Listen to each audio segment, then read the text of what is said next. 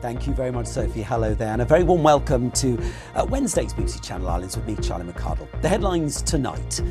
Work worries. The cost of childcare is forcing some parents to give up their careers. The cost of full-time childcare, I was truly appalled. I couldn't believe it was that much. So it sits around £2,000. Not so happy holidays. Visitors at boiling point as they resort to drastic measures to have a hot wash. We had to boil a kettle in the morning and put the hot water in the sink and wash in the sink and try and wash my hair with a wet flannel, so it's been a bit awkward. And we've had some hazy sunshine today, but that is all changing over the next 2 days. I'll bring you those details in a few minutes' time.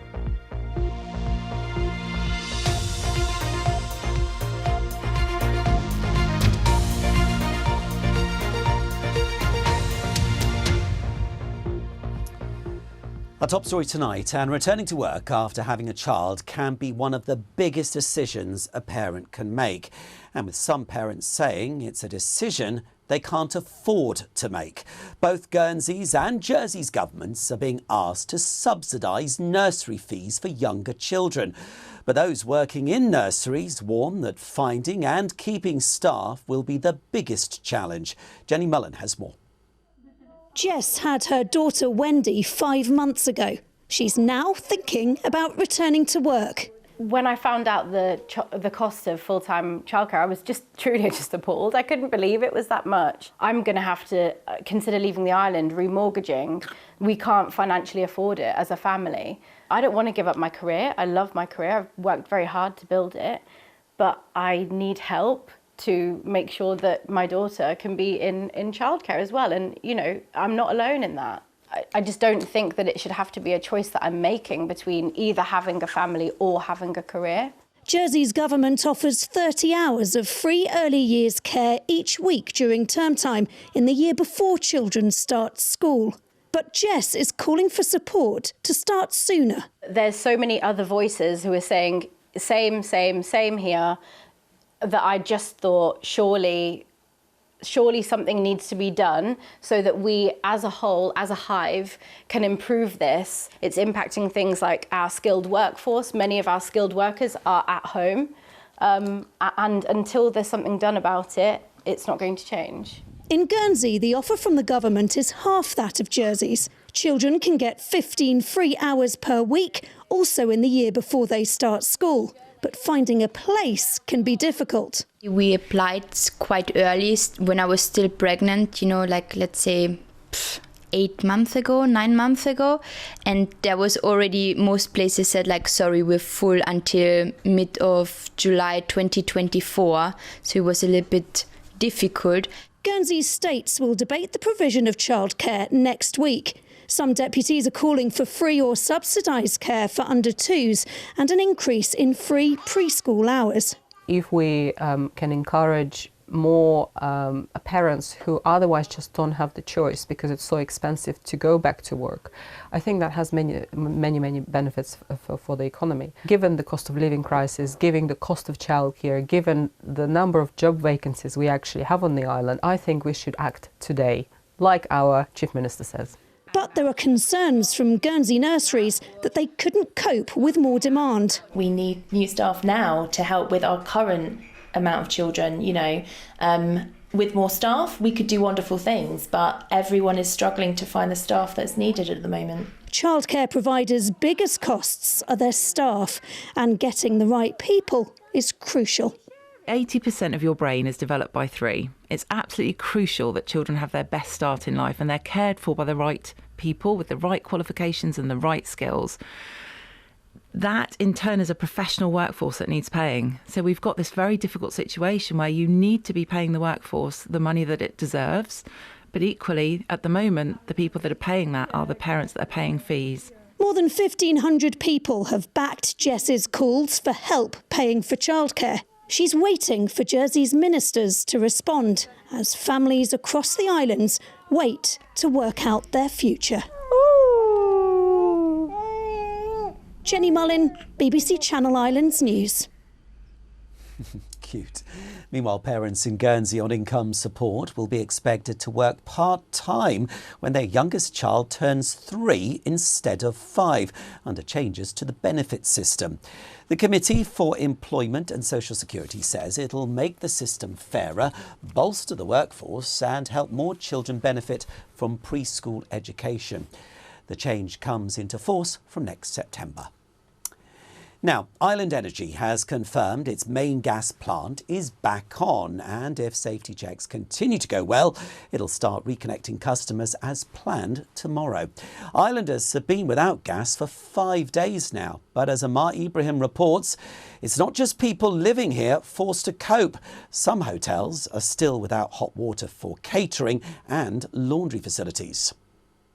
It's been a week of unseasonably sunny weather, so visitors coming to Jersey would have counted themselves lucky.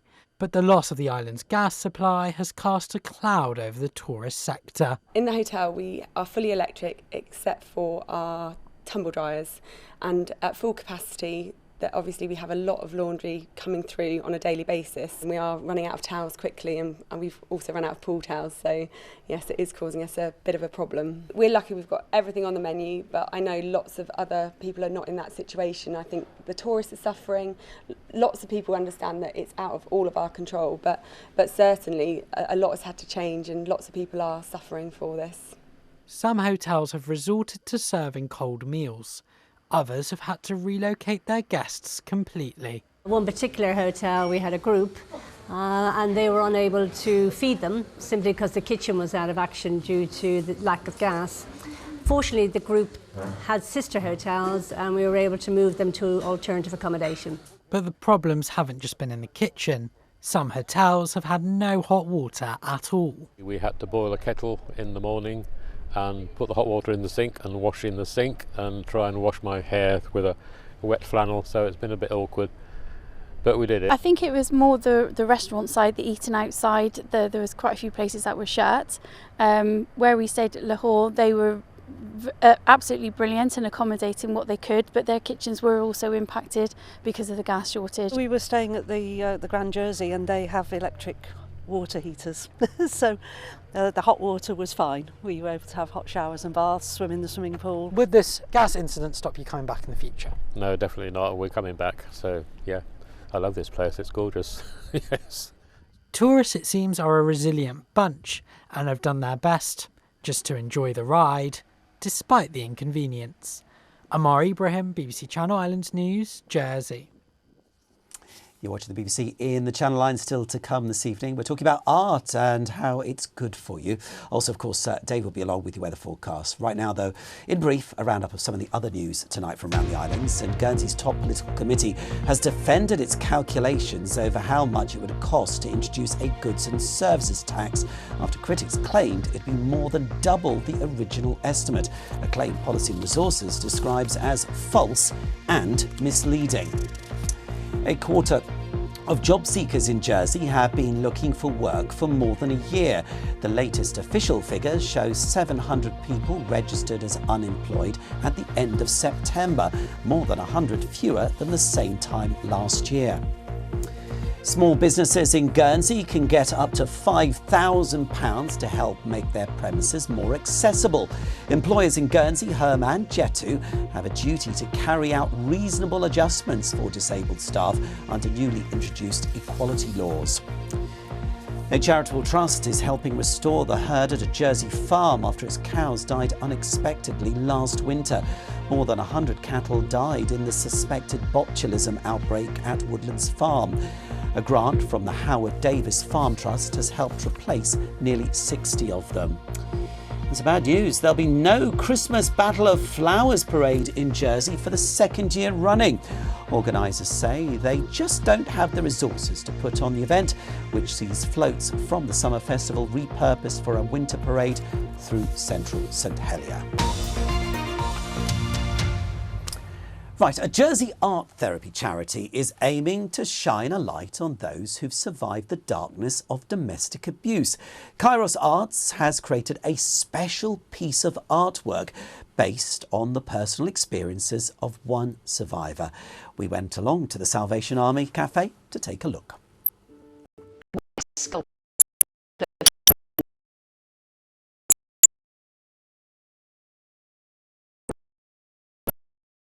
Expanding and evolving through space. It's a very difficult subject. Domestic abuse is highly emotive, and many of us will have lived experience of it. That may not be ourselves, but it may be somebody that we love or somebody that we know. It affects so many people. And so for us as a charity, we feel we've got a unique contribution to make, because talking isn't everybody's comfortable place. So perhaps by being able to explore it through art making, not because we're good at making art, but because it allows us to make marks, to express and get something out, for the voice to literally be heard, for an amplification of somebody's story. So that's what this art is all about. It's one person's expression, a chance to take out what's inside, the pain, the trauma, and get it outside of themselves for others to view it, explore it, and respond to it. New beginnings of self-discovery, self-compassion and reflections are unfolding into the life we strive for. Certainly is an eye-catcher, isn't it? And just to let you know, you can visit the artwork and you can create your own wire doodle between 9 and 4 tomorrow, but also on Friday as well. Well, here's a man who does his own artwork as far as weather forecasting is concerned. David, yeah, you said it was going to change, and it definitely changed today. Yes, Charlie, and there's more change to come, actually. A drop in the temperatures over the next few days. I'll talk about that in just a second. But tonight and tomorrow, there's a lot more cloud around, potentially spoiling any sunshine we're likely to get. This was the hazy sunshine we had this morning, but the cloud is going to roll in tonight. Already just a few showers to the west of us. Drizzle at times for tomorrow, misty and rather cloudy, and quite a breezy start. The winds will drop through the day, but more persistent rain will arrive as we go into the evening. In simple terms, this line of cloud is the boundary between the warm air we have in the south and a much colder air affecting parts of Scotland and Northern Ireland. That boundary is pretty slow moving at the moment, but it gradually sinks its way southwards through the day tomorrow. But more especially, it gets joined by another weather system that kind of gives it a helping hand. As that pushes down from the north, this area of low pressure and these weather systems will move across us, bringing some rain, but also bringing a drop in the temperature. By Saturday, the whole lot's moved into the middle of France. With a run of northerly winds, we're going to see a big drop in the temperatures. We've had 23, 24, 25 degrees. We'll be back down to around 14 or 15 by the time we get into Sunday and Monday of next week. Some spots of rain possible overnight. Lots of low cloud around too, and a mild night, 15 or 16 the minimum temperature. Tomorrow's forecast has a lot of cloud for most of the day, and towards the end of the day, more persistent rain spilling up from the southwest. Still mild, temperatures of 19 or 20 degrees. The coastal waters forecast has those winds from the southwest, 4 or 5 at first, decreasing 3 or 4, backing southerly as well, with drizzle at times and that more persistent rain later in the day. Times of high water, St Peter Port, that's at 6:07 and 18:18 tomorrow. The forecast for Friday has rain, overnight rain, followed by thundery showers. Now, there is a potential for a hefty downpour of rain on Friday, and we are still in the mild air. But by the time we get into Saturday and Sunday, we're back down to 14 or 15 degrees. Actually, into the weekend and into next week, the weather looks all right, but expect it to feel somewhat cooler. Have a nice evening. Charlie. Thank you much, David. And that is your lot for the time being. I'll be back with your late news sometimes around 10:30. Hope to see you then. Bye-bye.